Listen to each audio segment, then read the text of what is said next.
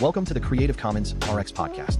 Before diving into this episode, I want to ensure we're all on the same page. This is for general informational purposes only and does not constitute the practice of medicine, nursing, or other professional healthcare services, including the giving of medical advice. No doctor-patient or pharmacist-patient relationship is formed. Using this information and the materials linked to this podcast is at the user's risk. The content on this podcast is not intended to substitute for professional medical advice, diagnosis, or treatment. Users should not disregard or delay in obtaining medical advice from any medical condition they have, and they should seek the assistance of their healthcare professionals for any such conditions. Clinical experts created the references, content, and clinical insight. NotebookLM, a Google AI tool, created the audio content, which I extensively reviewed before release. Finally, the host states that he takes all conflicts of interest seriously. Currently, there are no conflicts to disclose. For all of his disclosures and the companies he invests in or advises, he directs users to reach out independently, where he keeps an up-to-date and active list of all disclosures.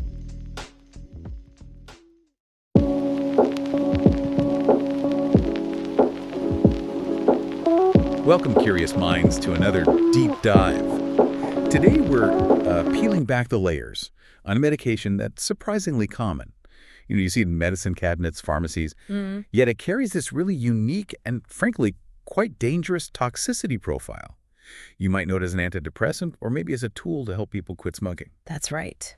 But beneath that widespread use, there's this complex pharmacology that, well, it presents some truly harrowing challenges when things go wrong. That's a really powerful way to frame it, actually. Bupropion is indeed an atypical antidepressant, widely prescribed, but what truly distinguishes it, especially in an overdose situation, is its structural resemblance to amphetamines.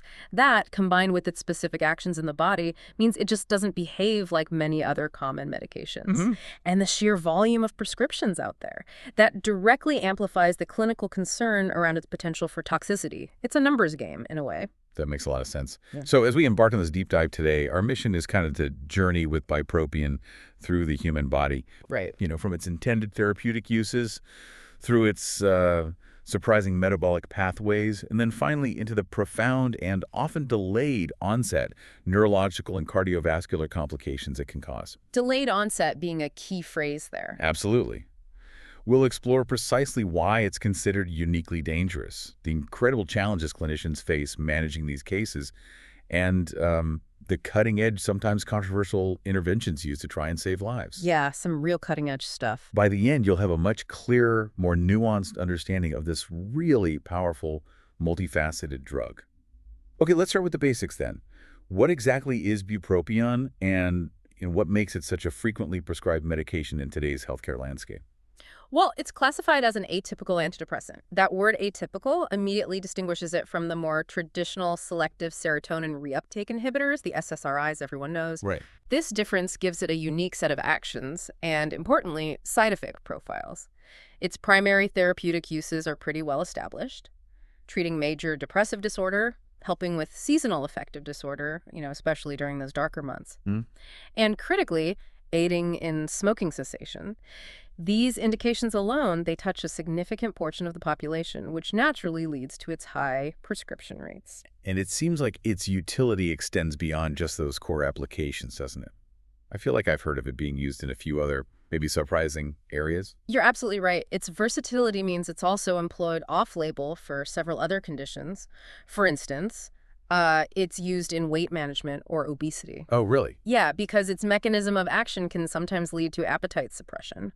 It's also prescribed for attention deficit hyperactivity disorder, ADHD, given its sort of psychostimulant-like properties, which can help with focus and attention. Yeah. And perhaps most surprisingly, it can even play a role in managing stimulant use disorder, which, seems counterintuitive. But it's related to its impact on dopamine pathways, helping to mitigate cravings. So this broad therapeutic spectrum contributes significantly to its ubiquity in medicine. It's just prescribed a lot.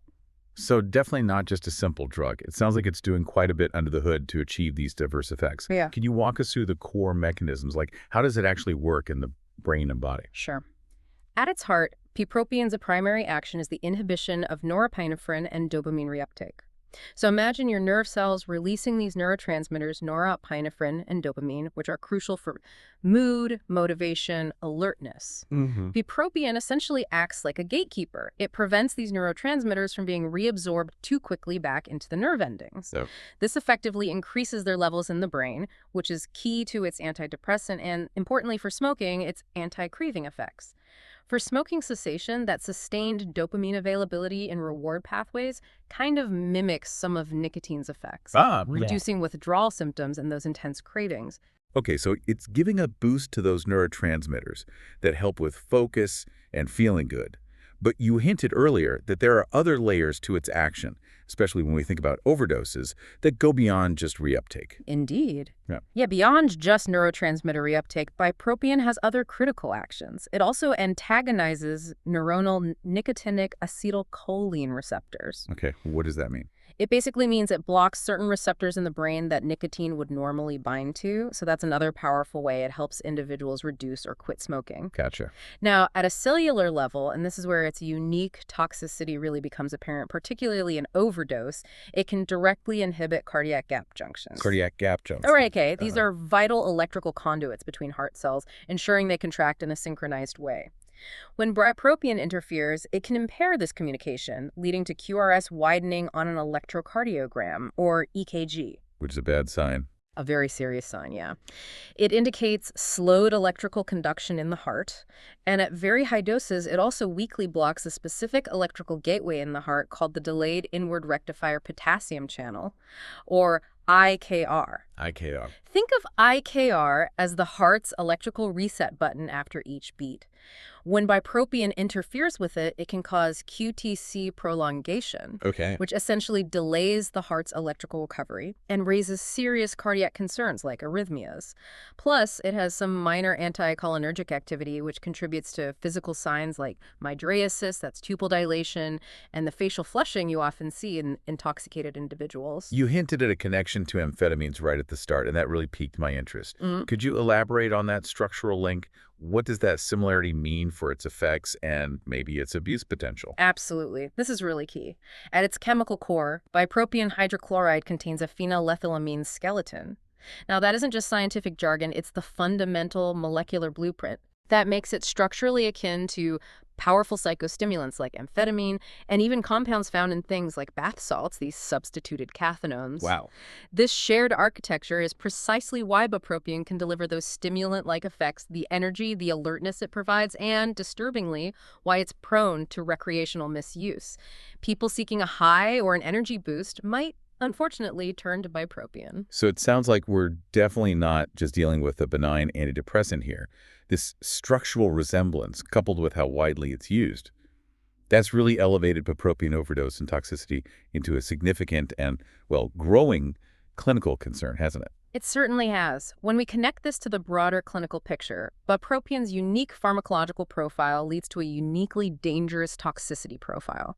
We're talking about severe and often delayed onset neurological complications, especially seizures, and significant cardiotoxicity. Delayed onset again, that seems crucial. Absolutely crucial. These aren't just uncomfortable side effects. They can be life-threatening and require highly specialized medical intervention.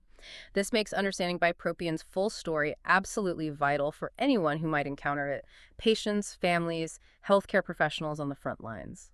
Okay, so once bupropion is ingested, what happens to it inside the body?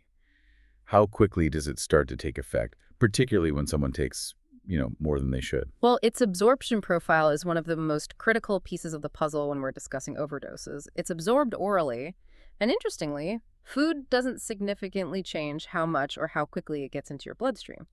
However, the time to peak plasma concentrations, or Tmax, this varies significantly by formulation, and this is a key factor in its delayed toxicity. For the immediate release IR tablets, peak levels are typically reached in about 1.5 hours. Pretty quick. Yeah. Sustained release, SR formulations, take longer, about 3 hours. And extended release, ERXL formulations, can take around 5 hours under normal therapeutic conditions. I can immediately see the profound problem there, especially with those modified release versions. If someone overdoses, they might feel okay for several hours, maybe think they're fine. Leading to a false sense of security, exactly. This is where the real danger lies. In overdose situations, particularly with those modified release formulations, the Tmax can be significantly prolonged. How prolonged? Instead of 3 or 5 hours, we often see it exceeding 8 hours for SR, and even stretching up to a terrifying 13 to 24 hours for ERXL formulations. 24 hours just to reach peak levels. Sometimes, yes. And this isn't just slow absorption. It can be due to ongoing relentless absorption from the gut, or sometimes even the formation of a pharmacobazor. Oh, what now? A pharmacobazor picture like a stubborn, undissolved mass of pill stuck in the GI tract, just continuously leaching the drug into the system, like a slow-release poison. Wow. This creates what we call a delayed toxin bomb, where severe, life-threatening symptoms can suddenly appear many hours after ingestion, potentially long after a patient might have been inappropriately discharged from, say, an ER. That's terrifying. It really is. Now, nasal insufflation, snorting it, that's a whole different ballgame. It bypasses first-pass metabolism entirely, leading to extremely rapid absorption and immediate, acutely dangerous effects. So this slow absorption with the regular pills creates this hidden, ticking danger. Mhm. Once it is absorbed into the bloodstream, where does it go in the body? Does it stay in the blood? No, it distributes extensively throughout the body. It doesn't just stay in the blood. It has what we call a large volume of distribution, typically estimated between 19 to 47 liters per kilogram, which indicates it readily moves out of the blood and into various tissues. Okay. It's also highly protein-bound, with about 82% to 88% of the drug in your blood attached to plasma proteins. And how does the body process it? What happens when it gets to the liver, the body's main detox center? Right, the liver. Bupropion undergoes extensive hepatic metabolism, meaning the liver works hard to break it down. The primary pathway, accounting for roughly 60% of its metabolism, is via an enzyme called CYP2B6. This pathway produces something called hydroxybupropion. Now, this is a truly critical point. Hydroxybupropion is a pharmacologically active metabolite. Meaning it still does stuff in the body. Exactly. And not just that, it actually accumulates to much higher concentrations than the parent drug, often 4 to 7 times higher at steady state, and it retains about 50% of bupropion's original antidepressant activity. Wait, so the body breaks down the drug, but into something else that's not only still active, but actually present in much greater quantities. That's incredibly important. It means the ongoing effects aren't just from the pill you swallowed, but from its potent breakdown products, too. Indeed, that's precisely the insidious nature of bupropion toxicity. And there's more. Another significant pathway, about 30% of its metabolism, involves an enzyme called carbonyl reductase, which produces 3-ohydrobupropion and erythrohydrobupropion. Also active. Also pharmacologically active, yes, though slightly less potent. They retain maybe 20% of the parent compound's antidepressant efficacy. So you're absolutely right. You're dealing with this cocktail of multiple active compounds circulating in the body, each contributing to the overall effect and potential toxicity. And what about their half-lives? How long do these active metabolites stick around? It sounds like the toxicity could be incredibly prolonged. That's a crucial point, yeah. The mean elimination half-life for the parent bupropion itself is about 21 hours, which is already pretty long. Yeah. But its active metabolites have even longer half-lives, which significantly extends the duration of its effects and, of course, its toxicity. Hydroxybupropion clocks in at around 20 hours, 3-ohydrobupropion at 33 hours, 33 hours? and erythrohydrobupropion at a remarkable 37 hours. Wow. Over a day and a half for that one metabolite to reduce by half. Exactly. This means it takes about a week of consistent dosing to achieve steady-state concentrations, and conversely, the effects of an overdose can persist for a very, very long time, sometimes days. It also means bupropion is a strong inhibitor of CYP2D6. Another enzyme. Yes, and this is an important point for drug interactions, as it can profoundly affect how other medications are metabolized in the body. It basically slows down the breakdown of other drugs that use that same pathway. Okay, so with all this talk of active metabolites, long half-lives, enzyme inhibition, what are the implications even at normal therapeutic doses? What should a patient or clinician be aware of in just day-to-day use? Well, at typical therapeutic doses, generally ranging from 150 to 450 milligrams per day, bupropion is usually well tolerated for most people. Common side effects might include things like insomnia, maybe a feeling of agitation, dry mouth, some nausea, maybe a mild tremor. What often sets it apart and makes it a preferred choice for many is that it rarely causes sexual dysfunction, weight gain, or sedation side effects that are, quite common with many other classes of antidepressants and can really impact whether people stick with their treatment. But there's a serious catch, right? I remember reading And you mentioned it about seizures being a concern, even at these therapeutic levels. That sounds quite alarming for an antidepressant. Yes, a very significant one. Bupropion has a well-known property of lowering the seizure threshold in a dose-dependent manner. Meaning the higher the dose, the higher the risk. Exactly. The risk of experiencing a seizure directly increases with higher doses. At 300 milligrams per day, the risk is approximately 0.1%, pretty low. It climbs to about 0.4% at 450 milligrams per day. Still relatively low, but It's there. it's there. And here's a truly insidious insight. It's not just the bupropion itself that's the problem. The very act of your body breaking it down actually creates compounds that are more potent at causing seizures. You're kidding. No. All three major metabolites are actually more proconvulsant than the parent compound in animal models. So the problem gets worse as it metabolizes. In terms of seizure risk, yes, it means the problem can actually escalate as the drug is metabolized and these metabolites accumulate. It's a persistent and escalating threat, not something that just fades quickly as the original drug level drops. So it's not just the drug itself, but what it becomes in your body that can be the hidden danger. That's a crucial distinction. What about other medications? Given its strong effect on that CYP2D6 enzyme, does it interact with a lot of other drugs people might be taking? Absolutely. Its strong CYP2D6 inhibition means clinicians have to exercise significant caution with co-administered drugs that are primarily metabolized by this enzyme. Bupropion essentially slows down the clearance of those other drugs, Right. potentially leading to higher concentrations of those drugs in the body and an increased risk of their side effects or toxicity. For example, it can decrease digoxin levels, which is important for patients taking that heart medication. Furthermore, it interacts with other drugs that independently lower the seizure threshold or increase central nervous system dopamine, creating this kind of cumulative risk that can rapidly escalate the danger. Are there specific situations or patient profiles where bupropion is simply a non-starter? Like where the known risks are just too high? Definitely. It's contraindicated, meaning absolutely should not be used in patients with a pre-existing seizure disorder, obviously, or a history of known stroke, brain tumor, CNS infection, or severe head injury, as these all dramatically increase seizure risk. Makes sense. It's also strictly contraindicated in acute alcohol withdrawal, because that physiological state itself profoundly lowers the seizure threshold. Patients with current or a prior diagnosis of eating disorders, specifically bulimia or anorexia nervosa. Why eating disorders? There's a significantly increased seizure risk observed in that population, though the exact reason isn't perfectly clear. It's a known association. And it's an absolute contraindication for anyone who has taken MAO inhibitors within the last 2 weeks. Right. Serotonin syndrome risk there. Exactly, potentially fatal risk. Caution is also strongly advised in patients with Parkinson's disease, bipolar disorder, psychosis, or schizophrenia, as its stimulant properties could potentially exacerbate underlying symptoms. What about people with compromised organ function, say kidney or liver issues? Does their body handle bupropion differently? And does that change how it's prescribed or managed? That's a vital consideration, yes. For individuals with renal dysfunction, meaning impaired kidney function, caution and often a dose reduction are absolutely necessary. Why is that? The reason is that those active metabolite concentrations can become 2 to 3-fold higher as the kidneys are less efficient at clearing them out. Okay. However, it's important to note that hemodialysis has very little effect on bupropion clearance. So you can't just dialyze it out in an overdose. Unfortunately, no. It's due to its lipophilicity, it likes fat tissue, and its large volume of distribution.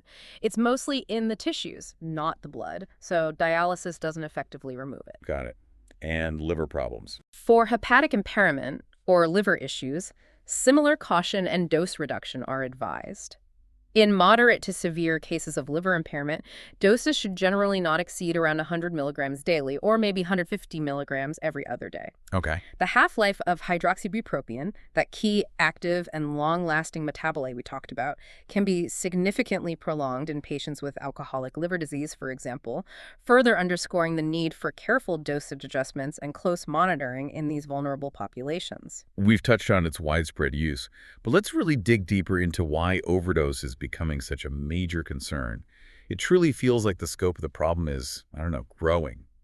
You're absolutely right. It's an escalating issue. Bupropion's broad indications, Yeah. major depression, seasonal affective disorder, smoking cessation, off-label for ADHD, weight management, they've led to its extensive prescribing. This widespread availability is directly proportional to its potential for both accidental and, unfortunately, intentional overdoses.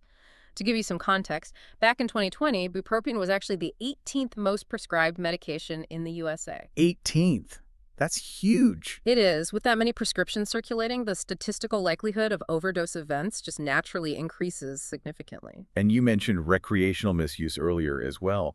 Is that a significant factor driving the rising number of intoxication cases we're seeing? It's a very significant factor, yes. Bupropion has this growing potential for recreational abuse and misuse, largely because of those amphetamine-like psychostimulant effects we discussed. Right, the poor man's cocaine thing. Exactly. On the street, it's known by various names: wellies, dubs, barneys, and yes, sometimes poor man's cocaine due to those effects. It's been abused not just through swallowing pills, but alarmingly, also via nasal insufflation, snorting, and intravenous injection. Injecting it, wow. Yeah. And these routes, as we mentioned, bypass the liver's first-pass metabolism, leading to very rapid, intense, and often much more dangerous effects. This diversion and misuse contribute considerably to the rising number of intoxication cases, making it a critical public health and emergency medicine concern. How does bupropion's toxicity compare to other common antidepressants, like the SSRIs that many listeners might be taking or be familiar with? Is it really in a league of its own when it comes to overdose risk?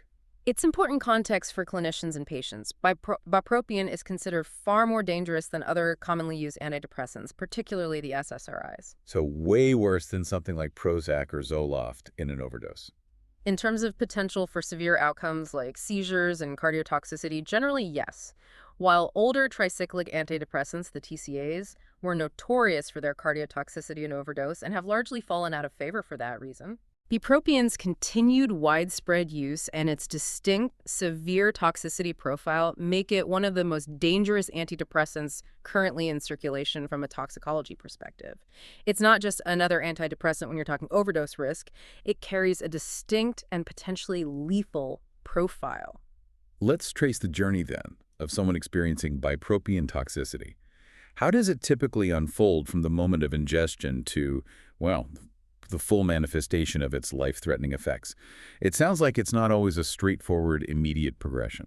You're right, it often isn't straightforward. The presentation frequently follows a distinct progression, especially with those modified release formulations, which makes it incredibly challenging for everyone involved. It's crucial for clinicians and even family members to understand these phases. So a patient might not show any alarming symptoms right away.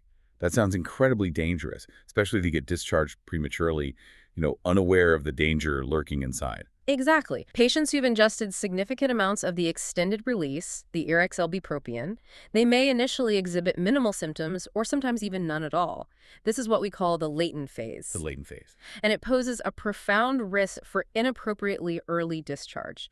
This is truly the delayed toxin bomb in action, where the drug is still being absorbed, levels are rising, but its effects haven't fully manifested yet. How long can this silent period last?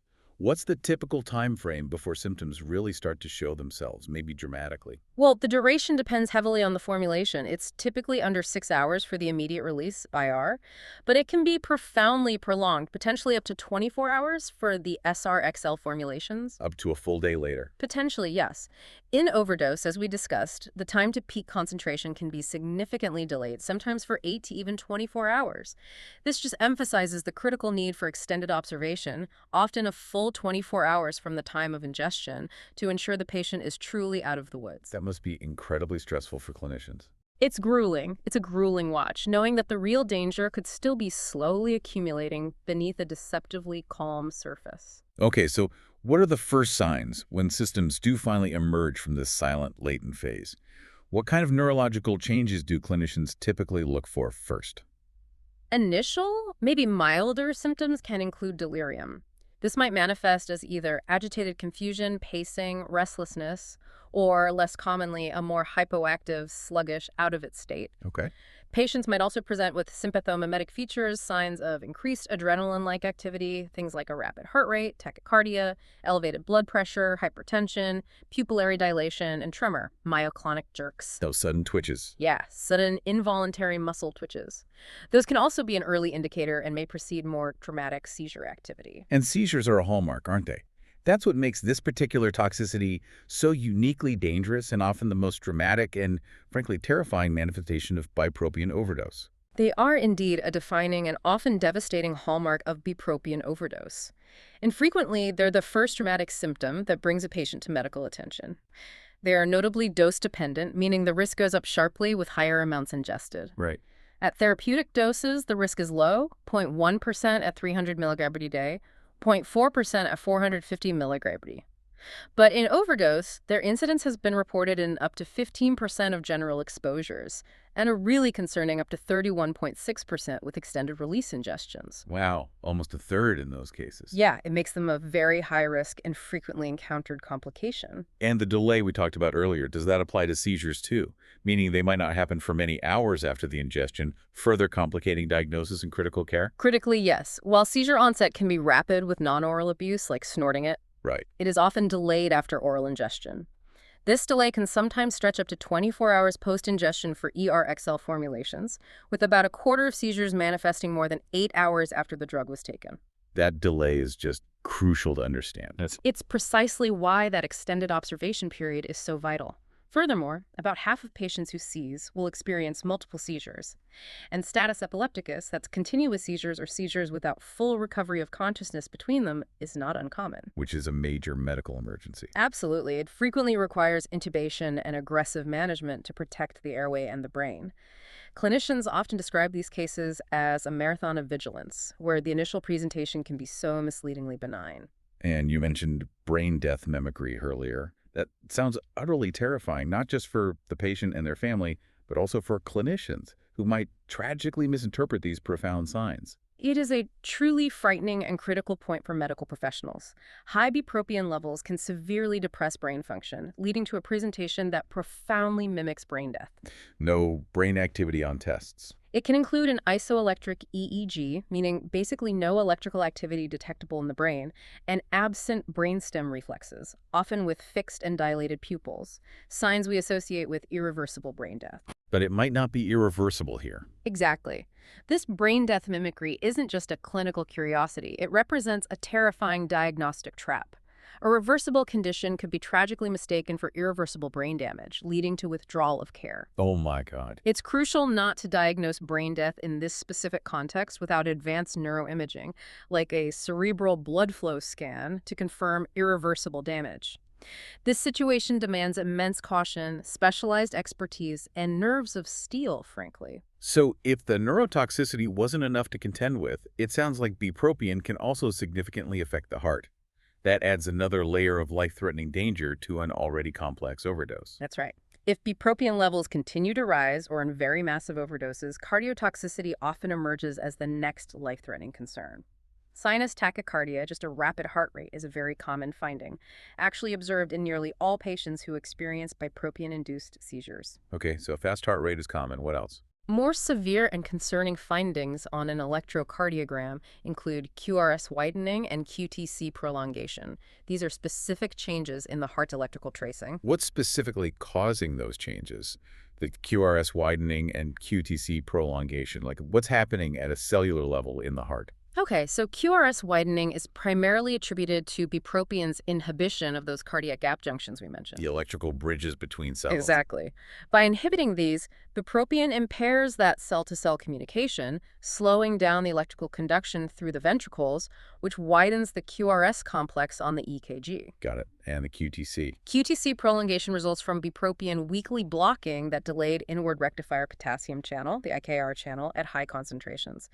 This channel is crucial for the heart's repolarization, the electrical reset phase after each beat. Blocking it prolongs the QT interval, which reflects that repolarization time. While QTC prolongation can theoretically increase the risk of certain arrhythmias, Torsades point, a specific malignant arrhythmia sometimes seen with other QT prolonging drugs, is fortunately not typically reported clinically with bupropion itself. Okay, that's something. But can it progress to even more severe cardiac issues, like full-blown heart failure or even cardiac arrest? That's an important question. Yes, severe cases can certainly progress to more critical cardiac issues. This includes hypotension requiring vasopressors medications to artificially raise blood pressure or even cardiogenic shock. Where the heart just can't pump effectively. Exactly, often with a severely reduced ejection fraction on an echocardiogram. And it can even lead to malignant ventricular arrhythmias like ventricular tachycardia or fibrillation, which can rapidly deteriorate into cardiac arrest. While refractory shock or arrhythmias occur in a minority of patients, typically less than 5%, they are absolutely life-threatening and require immediate aggressive intervention. Cardiac toxicity becomes significantly more likely with particularly massive overdoses, generally those exceeding 10 grams. #, other notable clinical features. Are there any other specific signs clinicians look for, especially when they suspect recreational abuse through those non-oral routes you mentioned? Those routes must leave some distinct clues. Yes, they often do, and these can be crucial clues. In cases of non-oral abuse, like nasal insufflation, snorting, patients might have dramatic tissue necrosis, death of tissue inside the nose, secondary infections, or frequent epistaxis, nosebleeds. Okay. For intravenous injection abuse, you might see the characteristic track marks along veins and associated infections like cellulitis, skin infection, or abscesses at the injection sites. All of these provide vital diagnostic clues to the route of misuse and the potential for additional complications beyond the systemic toxicity. Okay, so given the delayed symptoms, the varied presentation, how do clinicians actually diagnose bupropion overdose? Are there specific tests, or is it more about putting together this complex puzzle? Yeah, it's much more the latter. Diagnosis is primarily clinical. It relies heavily on the patient's history of exposure, if you can get it, Right. and recognizing that characteristic constellation of signs and symptoms we've been discussing. Right. Because bupropion is so widely available and commonly prescribed, a high index of suspicion is absolutely necessary for anyone presenting with unexplained seizures, significant agitation or delirium, or concerning cardiac abnormalities, especially if they have known access to the medication. You have to think about it. So it really is about connecting the dots, the patient's story, what their body is showing, rather than waiting for a single definitive lab test result. Precisely. As we've established, seizures are a huge red flag, a hallmark. They can occur even at doses as low as 575 milligrams and become increasingly likely over 3 grams. Other key neurological symptoms, agitation, delirium, tremors, hallucinations, those myoclonic jerks.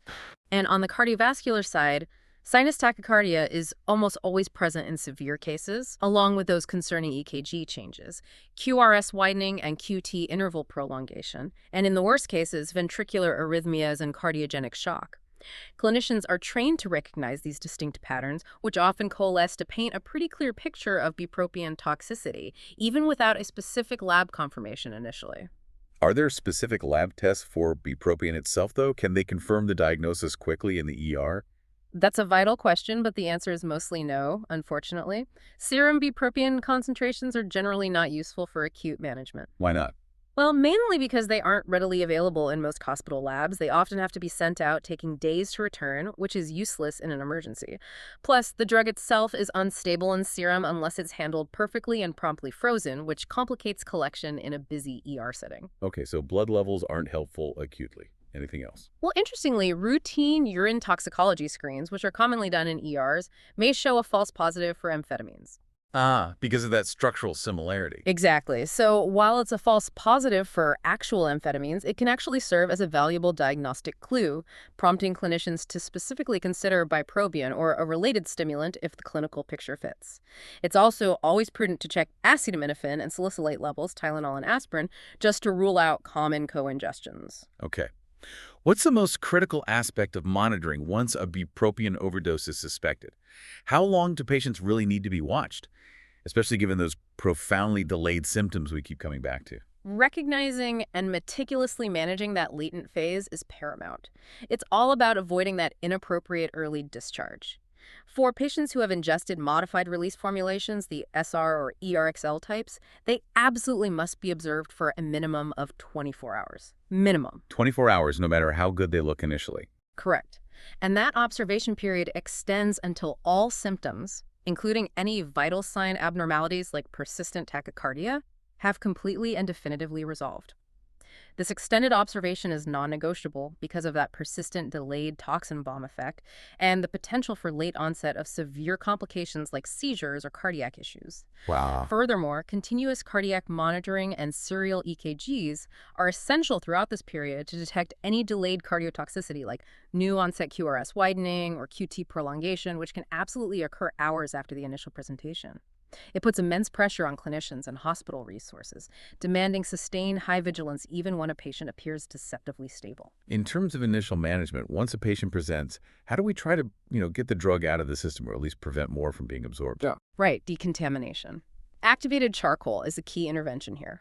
We consider administering activated charcoal, usually 1 gram per kilogram of body weight, to patients presenting within about 2 hours of ingestion, provided, and this is a critical caveat, their airway is secured or they're deemed low risk for imminent seizure. Because they could aspirate it if they seize. Exactly. If the patient is actively seizing or looks like they're about to and isn't intubated, giving charcoal is dangerous due to the high risk of aspiration.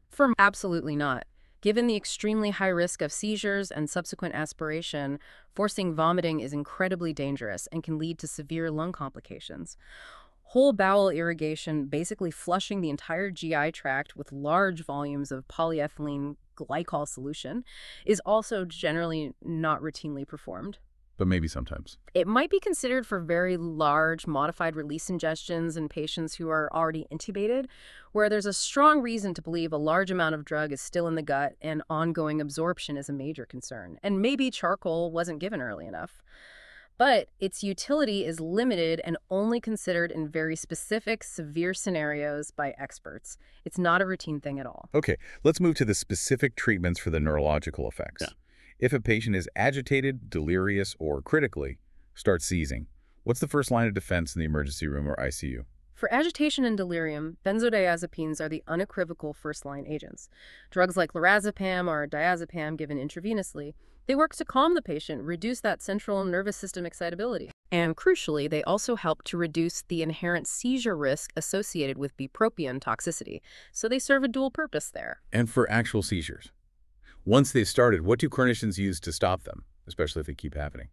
For bupropion-induced seizures, benzodiazepines are also the first-line therapy, again, given intravenously. They work quickly and are highly effective at terminating acute seizures in most cases. Okay. For recurrent seizures, or if the patient progresses to status epilepticus, that continuous seizure state we talked about, then barbiturates, like phenobarbital or sometimes pentobarbital or thiopental or propofol, are indicated as second-line therapy. Propofol, the anesthetic. Yes, propofol has potent GABA agonist effects similar to benzos and barbiturates and can provide synergistic action, particularly in those really refractory cases that are difficult to control with benzos alone. It often requires intubation, though. What about other commonly known seizure medications like phenytoin dilantin or maybe levetiracetam and Keppra? Are they effective here? That's a really important distinction for clinicians.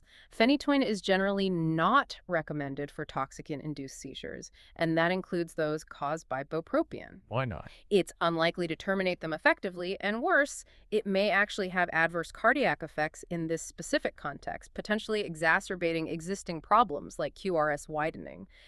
Animal models have specifically shown its failure to block bupropion's convulsant effects. So avoid phenytoin. What about Keppra? While levetiracetam, Keppra, is a widely used antiepileptic, its effectiveness in toxic seizures is less established compared to benzodiazepines and barbiturates. It might be considered as an adjunct, but it's not the go-to second-line agent like barbiturates or propofol are. And a key principle in toxicology here is that prophylactic anticonvulsant therapy is not justified. Meaning you don't give seizure meds just in case. Correct. You don't give seizure medication to someone who hasn't had a seizure yet just to prevent one in bupropion poisoning. We treat seizures aggressively once they occur, but we don't pre-treat prophylactically. Okay. We talked about QRS widening and QTC prolongation on the ECG earlier. How are these treated, especially since you mentioned that sodium bicarbonate might not be effective for the QRS widening, which is kind of the standard treatment for other drug overdoses that cause that? Right. Sinus tachycardia, the fast heart rate, is indeed the most common cardiac manifestation, and it's generally managed supportively, fluids, treating agitation, addressing underlying causes. But for QRS widening, because of its unique mechanism inhibiting those cardiac gap junctions, not blocking sodium channel sodium bicarbonate therapy is unlikely to be effective for bupropion-induced QRS widening. So bicarb probably won't work here like it does for, say, TCA overdoses. Exactly. Unlike in tricyclic antidepressant overdoses, where QRS widening is due to sodium channel blockade and bicarb helps overcome that, bupropion action on gap junctions means the standard bicarb treatment just doesn't address the underlying problem. QTC prolongation resulting from the IKR channel blockade is typically managed supportively, mainly by correcting any electrolyte abnormalities, especially low potassium or low magnesium, which can worsen QT prolongation and ensuring continuous cardiac monitoring to watch closely for any dangerous arrhythmias. There isn't a specific drug to reverse the QTC prolongation itself. Okay, now this is where things get really complex and, frankly, fascinating in critical care toxicology. I've heard about intravenous lipid emulsion, or ILE, basically fat emulsion, given IV being used in severe overdoses as a kind of last resort. What's its role here specifically for bupropion toxicity? Yeah, ILE, or lipid rescue, has been a topic of significant discussion and, honestly, debate, particularly for highly lipophilic, fat-loving agents like bupropion. For bupropion toxicity specifically, the current consensus from major toxicology work groups offers a conditional recommendation for ILE use. Conditional meaning? Meaning, it should only be considered in life-threatening situations when other conventional therapies have unequivocally failed or as a very last resort. So it's definitely not the first thing you reach for. It's for when the patient is critically ill, maybe in refractory shock or having intractable seizures, and rapidly deteriorating despite all other standard treatments. So definitely not a first-line treatment then. It sounds like there's a lot of nuance and careful consideration around when and if it should be used. No, it is explicitly suggested against as first-line therapy due to its unproven benefit in many scenarios and its own potential risks. And specifically for bupropion-induced cardiac arrest, the recommendation is actually neutral. Neutral, not even recommended as a last resort in cardiac arrest. Correct. The voting panel of the IL workgroup felt it was not clearly indicated in pulseless cardiac arrest due to significant concerns about it potentially interfering with essential proven treatments like epinephrine or complicating extracorporeal treatments like ECMO if needed. They felt the risk-benefit ratio was unfavorable or at best unclear in that specific scenario. Current clinical opinion generally seems to be moving away from its routine use for bupropion toxicity, though it might still serve as a treatment of last resort in centers that don't have access to ECMO for refractory cardiogenic shock. How is it thought to work? Is it like a sponge, soaking up the drug in the bloodstream? That's the analogy I've heard used, but is that basically it? That's the most commonly proposed and, frankly, the most compelling theory. The lipid sink sponge or conduit mechanism. The idea is that ILE, being this fatty emulsion, creates an expanded non-aqueous lipid phase within the serum, essentially forming an alternative compartment where the lipid-soluble drug, like bupropion, can be sequestered or partitioned into. So it pulls the drug out of the watery blood. Effectively, yes. It pulls the drug from the aqueous bloodstream and, more importantly, potentially from the vital sites of toxicity, like the heart and brain tissue, into this intravascular lipid phase. Evidence supporting this includes observations where bupropion concentrations can dramatically increase in the serum after ILID administration in successfully resuscitated cases. Which sounds backward, but... Right. But it suggests the drug is indeed being drawn out of the tissues and into this newly created lipid phase in the blood, essentially trapping it and rendering it less active at its target sites. Are there other ideas about how ILE might work, even if they're not as widely accepted or strongly supported? Yes, there are other theories, though they generally have less supporting evidence. One is modulation of intracellular metabolism. The idea here is that ILE might provide exogenous fatty acids as an energy source to an energy-starved heart, theoretically helping it recover from the drug-induced dysfunction. However, experimental evidence for this is limited and often inconsistent. Another, even less supported theory involves direct activation of ion channels, suggesting that the lipid emulsion might directly influence cardiac calcium and sodium channels in a beneficial way. But these studies are often in vitro in a test tube and don't easily translate to the complexity of a whole human or animal receiving ILA. The lipid sink really remains the most plausible and widely accepted mechanism. So if the primary theory is lipid sink, and the others are less supported, does that mean there's just not a lot of high-quality evidence overall to strongly recommend ILE for many poisonings, including bupropion? That's a crucial observation, yes. The IL work group, which did a massive review, found a pervasive absence of sufficient high-quality evidence to unequivocally recommend its use in most poisonings in clinical scenarios. This often resulted in neutral recommendations. And neutral doesn't just mean we don't know. Right. It doesn't just mean a simple lack of data. It often reflects a strong consensus around neutrality, indicating that the perceived risks and benefits are considered finely balanced, or the efficacy is simply not proven with the current body of research. Most recommendations were based on very low quality of evidence, grade D, highlighting the urgent need for more robust research. While ILE is strongly recommended for bupivacaine cardiac arrest, a specific local anesthetic toxicity. Oh, okay. For most non-local anesthetic toxicities, including bupropion, the recommendations are generally neutral or actively discourage ILE as a first-line therapy. What are the risks of using IL? This seems crucial, especially if it's being considered even as a last resort. It can't be completely benign. Absolutely not. And what's truly critical here is the potentially long list of adverse effects. In bupropion cases, specifically treated with ILE, reported complications were unfortunately common, including things like continued hypotension, recurrent seizures despite the ILE, acute respiratory distress syndrome, ARDS, and renal failure.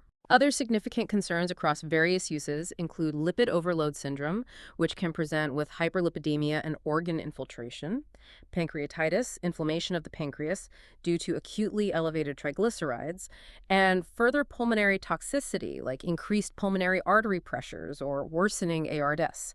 And critically, ILE causes significant laboratory interference. Making lab tests unreliable. Exactly. It makes many common lab tests like electrolytes, blood gases, liver function tests uninterpretable for several hours due to the profound hyperlipidemia, milky serum, which can severely complicate patient management in an already critical situation when you desperately need accurate lab data. And it can even interfere with other essential treatments that might be needed at the same time. That sounds like a significant problem if it's meant to be a rescue therapy. Absolutely. ILE has the potential to interact with other essential antidotes or medications, particularly other lipid-soluble ones like epinephrine or vasopressors. It might actually sequester them in the lipid phase, reducing their effectiveness at their target receptors. So it could make resuscitation harder. Potentially, yes. It can also physically interfere with ECMO circuits, potentially causing the oxygenator membrane to clot or fail, thus complicating the very intervention meant to save the patient's life.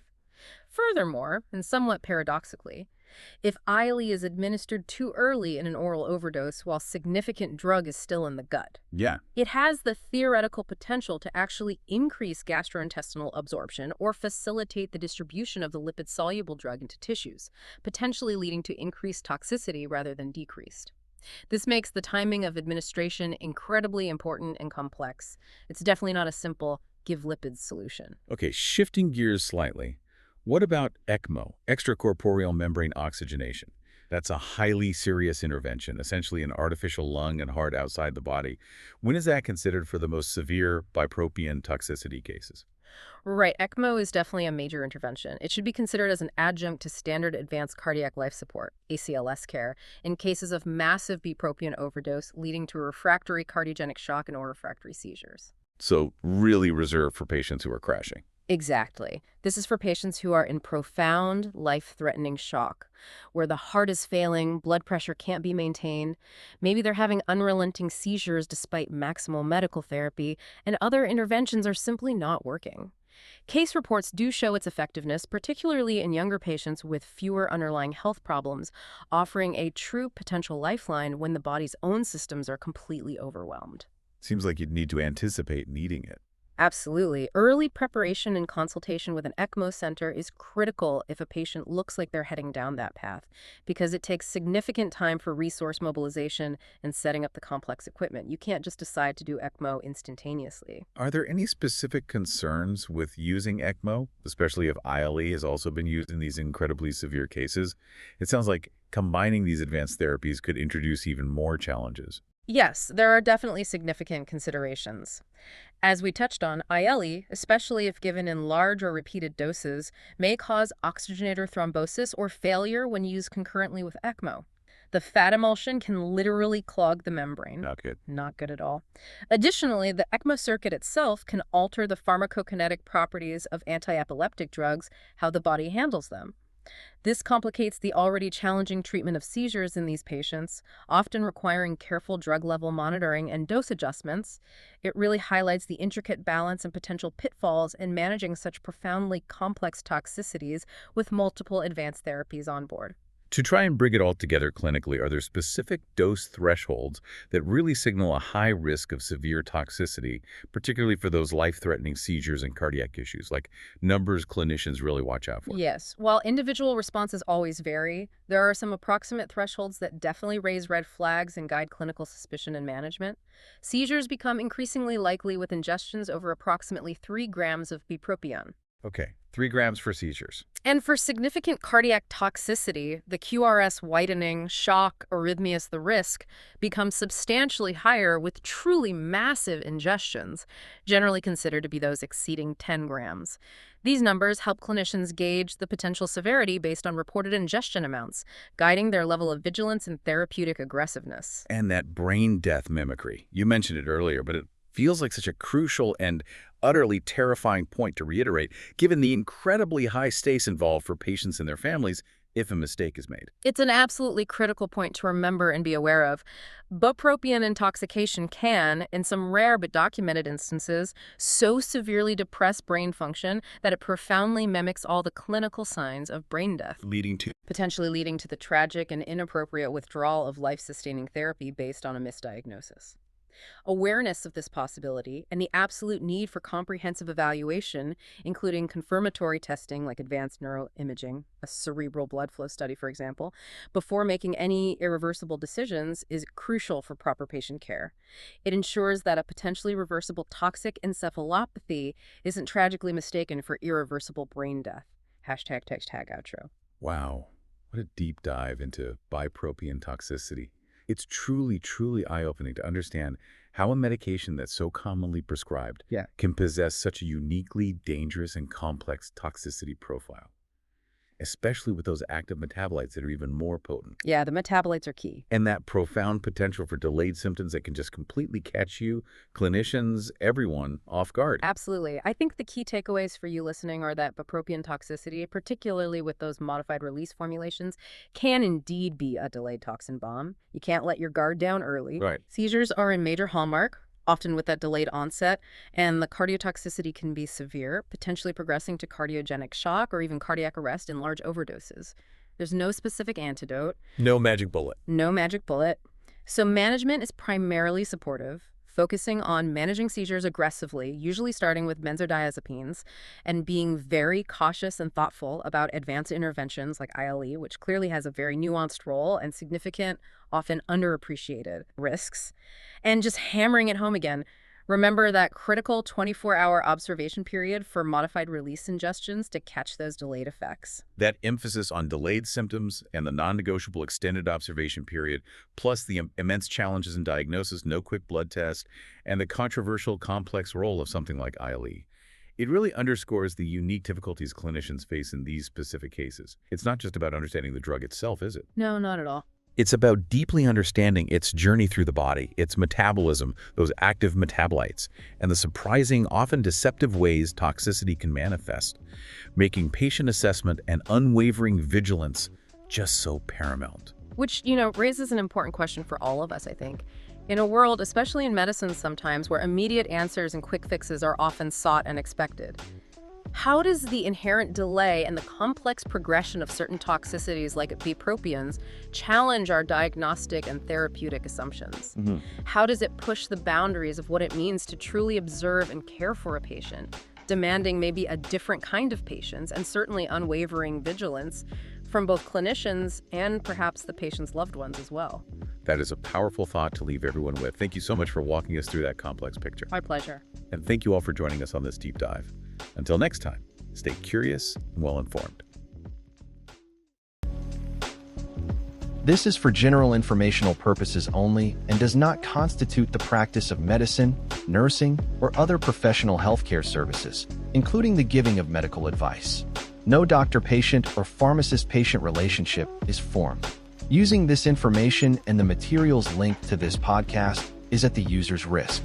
The content on this podcast is not intended to substitute for professional medical advice, diagnosis, or treatment. Users should not disregard or delay in obtaining medical advice from any medical condition they have, and they should seek the assistance of their healthcare professionals for any such conditions. Clinical experts created the references, content, and clinical insight. NotebookLM, a Google AI tool, created the audio content, which I extensively reviewed before release. Finally, the host states that he takes all conflicts of interest seriously. Currently, there are no conflicts to disclose. For all of his disclosures and the companies he invests in or advises, he directs users to reach out independently, where he keeps an up-to-date and active list of all disclosures.